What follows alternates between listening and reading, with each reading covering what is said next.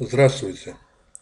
В этом видеоролике я хочу показать вам еще одну печь с лежанкой.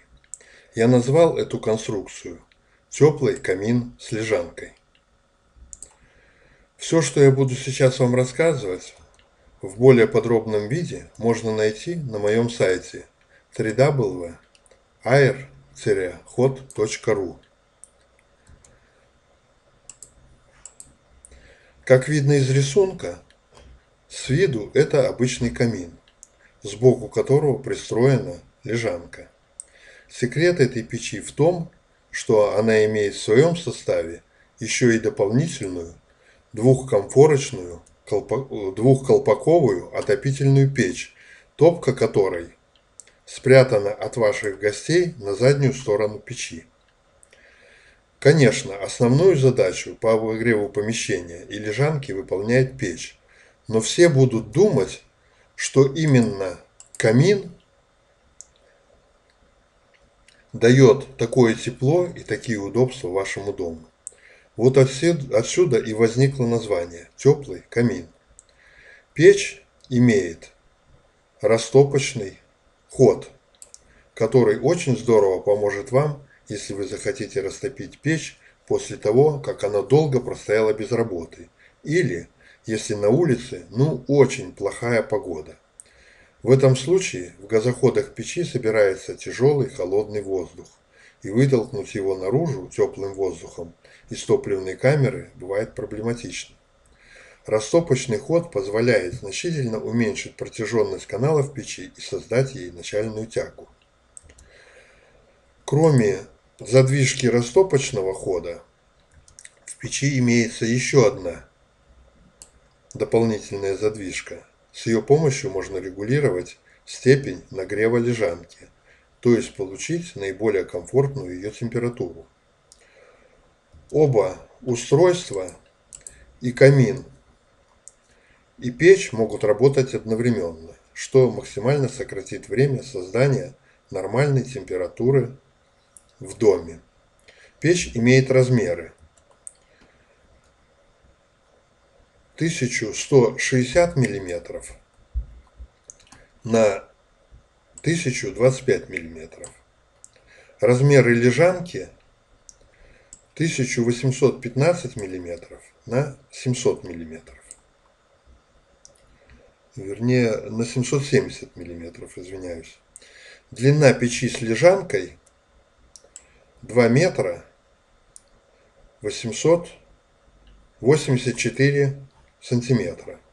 Высота печи 2 метра 10 сантиметров. Теплоотдача печи при одноразовой топке составит не менее 3,7 кВт, при двухразовой топке 6,2 кВт. Печь рассчитана на обогрев помещения площадью 50-55 метров квадратных.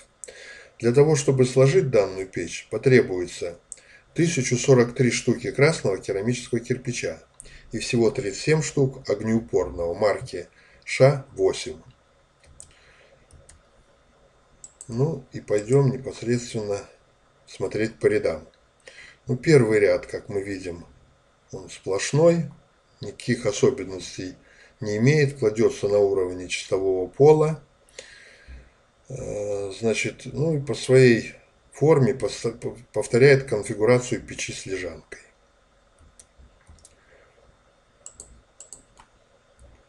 Второй ряд. В этом ряду мы формируем зольную камеру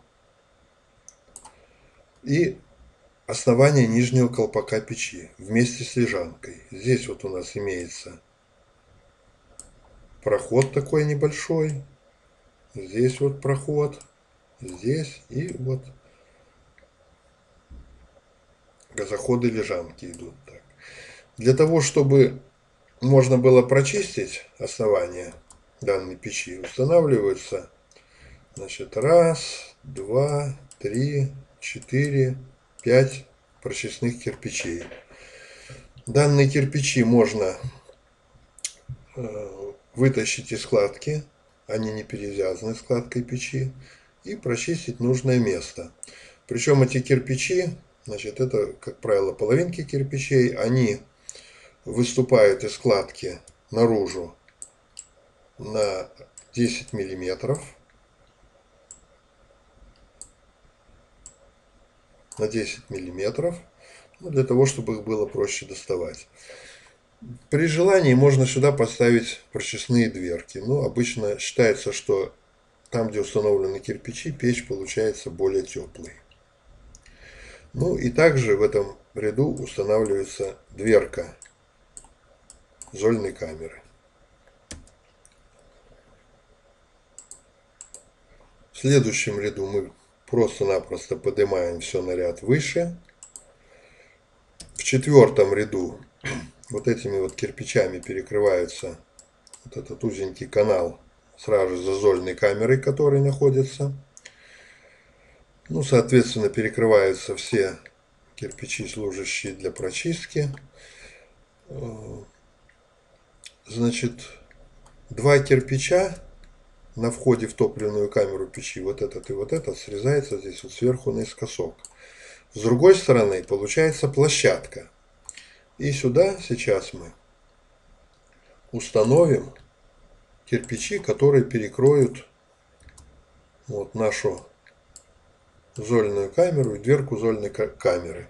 Значит, и в результате здесь вот получится такое практически прямоугольное отверстие. Идем далее. Пятый ряд. Значит, здесь мы начинаем формировать топливную камеру нашей печи. Вот на ребро устанавливаем здесь шамотные кирпичи. Здесь кладутся плашмя спереди и сзади. Вот причем обратите внимание, что здесь и вот этот кирпич сверху срезаны наискосок, а керамические кирпичи из-под них выступают спереди и сзади. Ну, здесь не видно. Вот создают такую как бы площадку. Вот, для чего они ее создают, сейчас мы увидим. Ну и кроме этого, там, где будет у нас находиться камин, кирпичи выпускаются из ряду на четверть кирпича и перекрывается место там, где будет топливник камина находиться. Кроме этого, из канала, где идет задний канал лежанки, делается вот такая вот подвертка, ставится вот этот вот кирпич. Ну, иными словами, формируется вертикальный канал, который будет соединять нижний колпак печи и, соответственно, лежанку с верхним колпаком печи. Значит, вот этот вот кирпич, который я вам показал, на входе в этот канал должен быть снизу подрезан наискосок. Таким вот образом.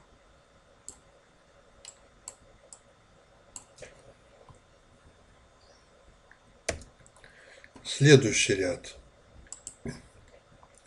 Вернее, даже не следующий, а в этом ряду посмотрим.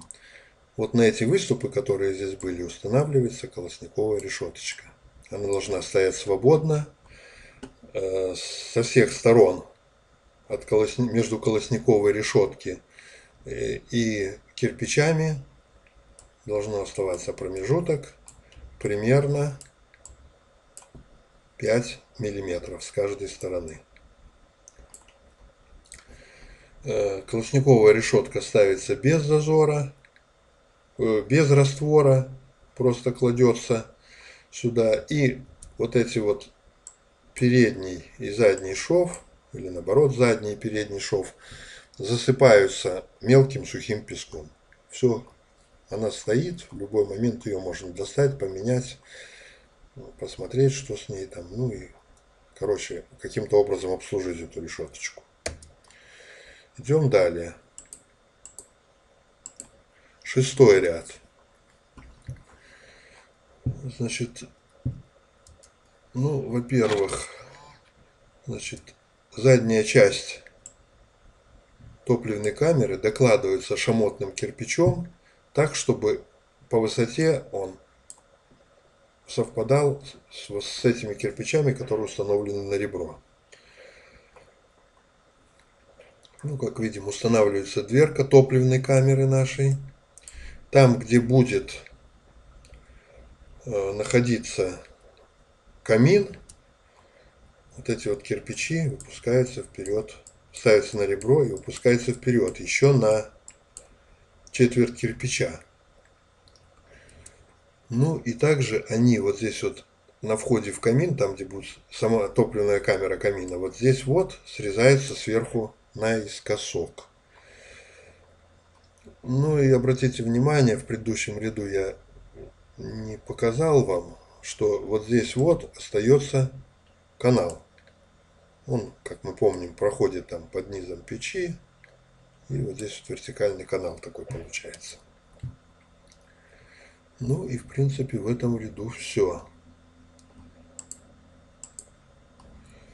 В седьмом ряду в топливной камере печи формируется вот здесь вот сухой шов. Сухой шов это 2-3 сантиметра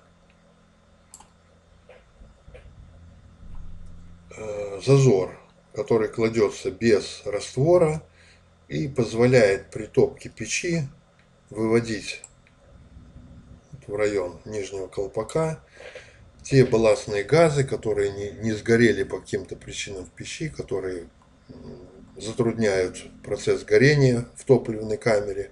Вот, они попадают сюда и в дальнейшем будут удаляться из печи через трубу.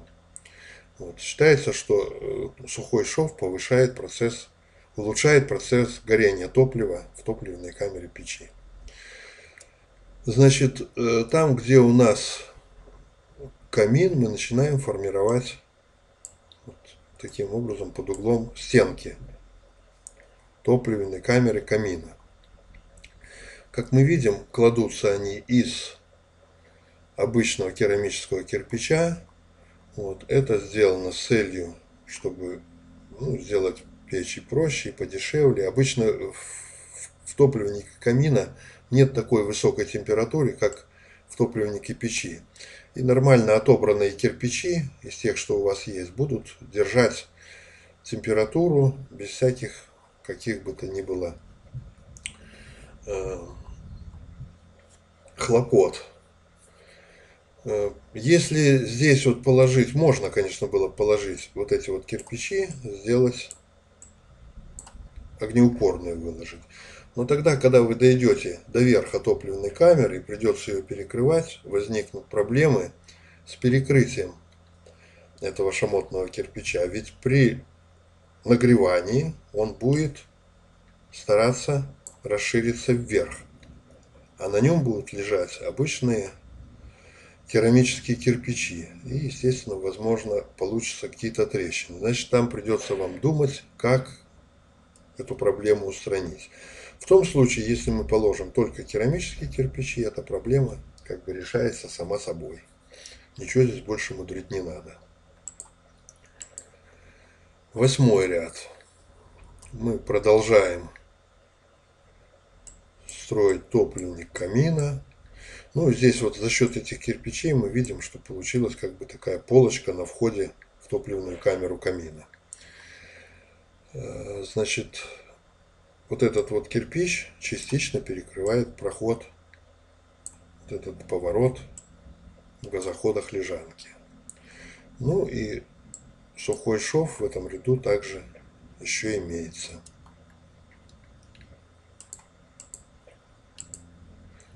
В 9-м ряду, значит, перекрывается наша лежаночка, поднимается выше топливная камера печи. На входе печи вот этот вот кирпич керамический срезается сверху наискосок, вот здесь вот. И две половинки кирпича ставятся вот здесь вот, шамотные, с этой и с этой стороны. И тоже они подрезаны сверху наискосок. Сделано для того, чтобы мы могли здесь вот перекрыть сейчас и дверку печи, и переднюю часть топливной камеры нашей печи. И вот мы видим, вот этим кирпичом здесь перекрыто, и здесь вот перекрыто. Все. Идем далее. 10-й ряд. Все поднимаем на ряд выше. Ну и, естественно, перекрываем повторно нашу лежаночку. Все, на этом, в принципе, лежанка уже построена. Больше мы лежанку строить не будем. Выше я имею в виду. Вот. Мы начинаем делать только непосредственно саму печь. Вот она. Ну и здесь в этом в 11 ряду, как мы видим, вот здесь вот с одной и с другой стороны остались такие площадки. Эти площадки необходимы для того, чтобы поставить сюда арку. Вот тут устанавливается такая полуарочка. Размеры все в проекте на сайте, который я вам говорил перед этим. Значит, и все, идем дальше. Ну, для того, чтобы сейчас мы будем наблюдать только за строительством печи, чтобы не отвлекаться на лежанку и более подробно увидеть, что у нас творится с печью, я просто-напросто предыдущий рисунок увеличил несколько. Ну и идем дальше. Значит, в 12 ряду мы поднимаем кладочку шамотную нашего топливника. Вот она поднята. И здесь вот делаются два прохода. Каждый проход по 70, примерно по 70 миллиметров. И здесь 70 миллиметров. Вот это будут выходы из топливной камеры в наш нижний колпак, в нашу систему. 13 ряд поднимаем все выше и обратите внимание, угол, с которым уложен вот этот кирпич и вот этот кирпич, ну здесь вот видно, вот видите, вот предыдущий как был уложен и как этот, угол изменился. Мы начинаем уменьшать здесь угол, с которым лежат эти кирпичи. Смысл заключается в том, чтобы привести сечение вот, нашего выхода из топливной камеры камина к прямоугольному виду. То есть будем стремиться, чтобы положить в конце концов кирпич вот таким вот образом. То есть начинаем постепенно сужать с двух сторон этот проход. Ну и при строительстве данных рядов не забывайте, что здесь вот кирпичи подрезаются с одной и с другой стороны по форме нашей арочки.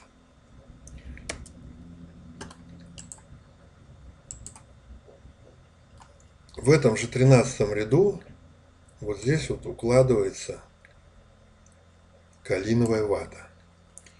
Для чего это нужно? Мы сейчас будем перекрывать наше шамотное ядро, и для того, чтобы оно при тепловом расширении не взаимодействовало с вышестоящими керамическими кирпичами, значит, вот здесь вот сейчас будет уложен кирпич в данном месте, который будет лежать только лишь на вот этой поверхности керамического кирпича.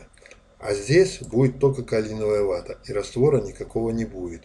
Поэтому, когда шамотное ядро печи будет подниматься вверх, оно будет взаимодействовать вот на эту калиновую вату, но не на кирпич, который установлен выше. Вот 14 ряд, и мы видим данный кирпич, вот он стоит здесь. Видите? Вот. Но тут еще есть такие вопросы по высоте, по соотношению шамотной кладки и керамической. Все это вы найдете в проекте на сайте.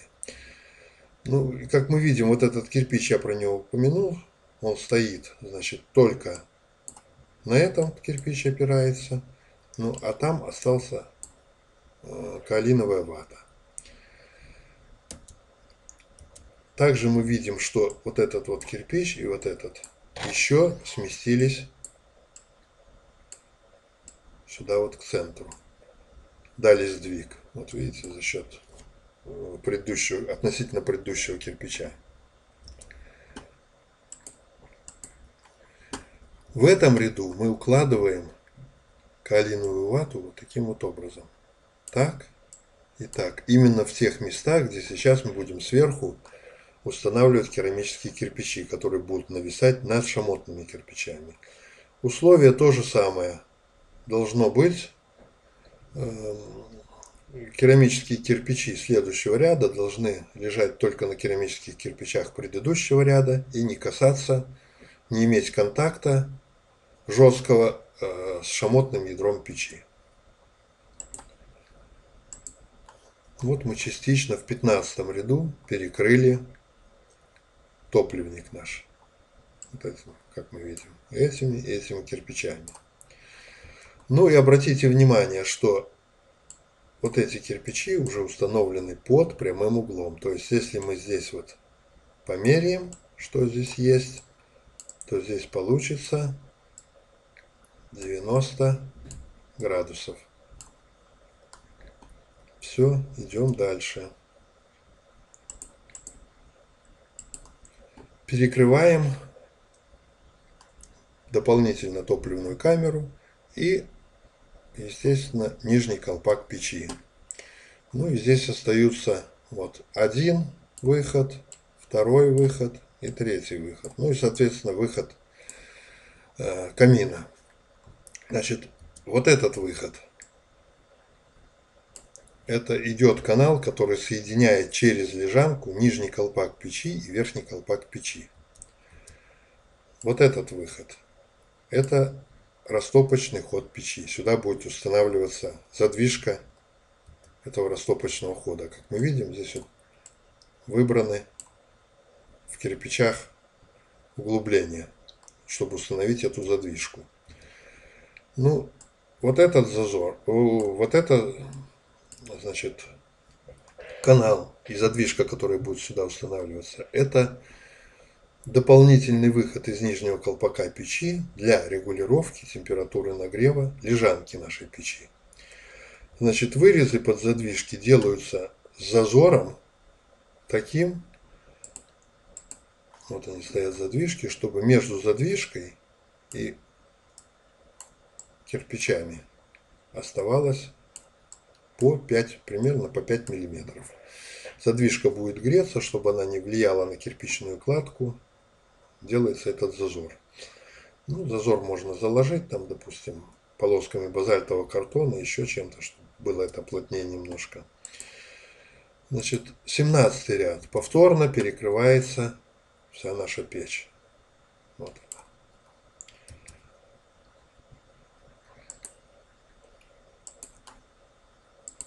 В 18 ряду формируется основание верхнего колпака печи. Вот оно так выглядит. Ну и, соответственно, идет здесь канал из топливной камеры камина. Значит, для того, чтобы почистить это основание, устанавливается один и второй кирпич прочистные.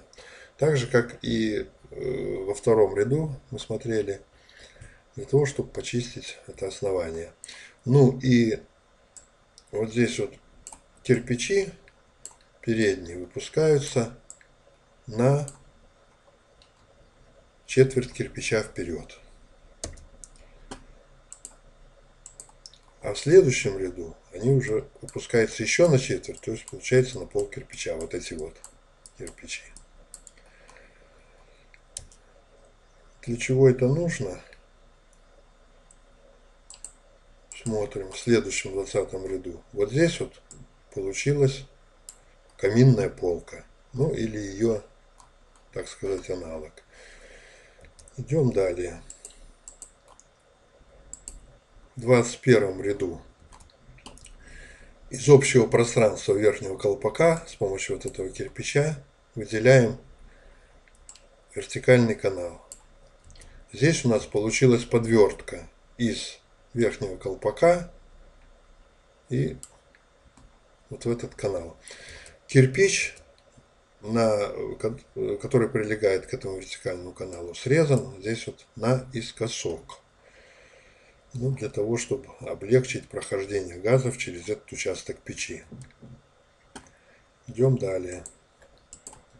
В 22 ряду все поднимаем на ряд выше. То же самое делаем в 23 ряду.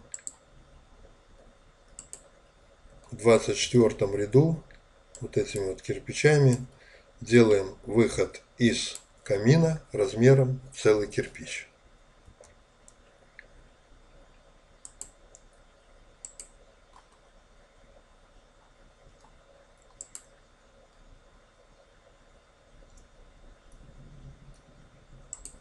Так, потерял немножко я. Вот. В 25 ряду поднимаем все выше и делаем здесь вот вырезы в кирпичах, чтобы установить сюда задвижку камина, а сюда задвижку печи. Пошли дальше. Вот они, эти задвижечки, установлены. Ну, тоже надо зазор оставить, как я вам говорил, соблюсти условия, чтобы при нагреве задвижки не взаимодействовали с складкой печи нашей, складкой камина. Так, в 26 ряду мы газоходы печи и камина объединяем в один общий. То есть вот эту перемычку убираем. Получился один общий отсек. И ставится прочистной кирпич сюда, чтобы его можно было почистить. То есть здесь вот на этом уровне происходит объединение дымоходов, печи и камина, чтобы они работали на один общий дымоход, на одну общую трубу. 27 ряд. Все на ряд выше. 28 ряд. Готовим к перекрытию печи. Вот эти вот кирпичи, видите, установлены уже поперек.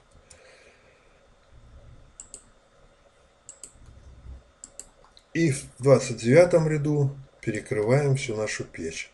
Оставляем только выход размером кирпич на кирпич, где будет установлен дымоход нашей печи. Вот меньше делать не стоит, потому что именно при таком размере будет работать сразу же и печь, и камин одновременно. Если сделаем меньше, может получиться так, что вы будете пользоваться либо печью, либо камином.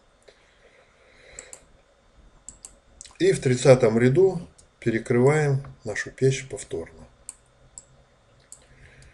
Значит, можно было бы, конечно, если есть желание у вас, поставить здесь вот еще одну общую задвижку, которая бы перекрывала сразу же одновременно дымоходы и камина, и печи. Вот, может быть, при этом даже было бы и печь теплее, то есть за счет двух задвижек лучше бы держало тепло. Ну, не буду я на этом останавливаться подробно. Вот это уже, так сказать, на любителя. В 31 ряду делается начало нашей основной насадной трубы. Кладется из 6 кирпичей, поэтому называется шестерик. И в следующем ряду показан второй ряд этой нашей трубы. Вот. Ну а дальше пойдет там к потолку будет горизонтальная разделка, распушка, проход через второй канал, там как уже посмотрите, там стандартно все получается. Ну и как работает данная печь и кабина. В данном случае мы видим вот топливная дверца и кусочек нашей топливной камеры печи. Когда топливо сгорает в этой печи, через вот эти вот два отверстия, одно здесь, второе вот здесь, горячие газы попадают в наш нижний колпак. Значит, и если вот здесь видно кусочек задвижки летнего хода, если она закрыта, ну и соответственно закрыта задвижка, которая регулирует нагрев лежанки, все наши газы пойдут вот сюда вот в лежанку. То есть они пойдут вот сюда, а с этой стороны, вот это уже задняя часть лежанки, вот они выйдут через вот эту вот подвертку и попадут в верхний колпак печи. То есть попадут вот сюда.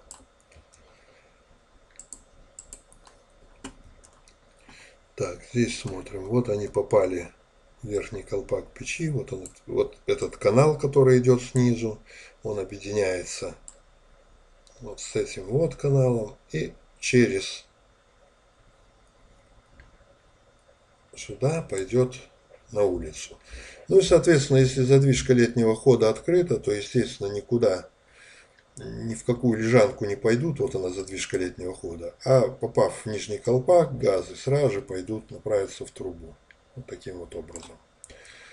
Значит, если мы топим камин, вот он топливник камина, здесь вот его задняя часть, то, соответственно, горячие газы сюда, через задвижечку и сразу же на выход в трубу. Значит, в том случае, если мы начинаем работать с вот этой задвижкой, она у нас должна быть изначально закрыта, вот эта задвижка. Если мы ее начинаем приоткрывать, то горячие газы, которые попали в нижний колпак, часть из них пойдет через лежанку, а часть начнет уходить сразу же в верхний колпак. Вот таким вот образом. То есть, чем больше будет открыта эта задвижка, тем больше газов пройдет в верхний колпак, минуя нашу лежанку, и за счет этого лежанка будет нагреваться меньше. Ну и в принципе вот что мы с вами строили и построили. Или построим, если возьмемся за эту печь. На этом спасибо за внимание и до новых встреч на моем канале.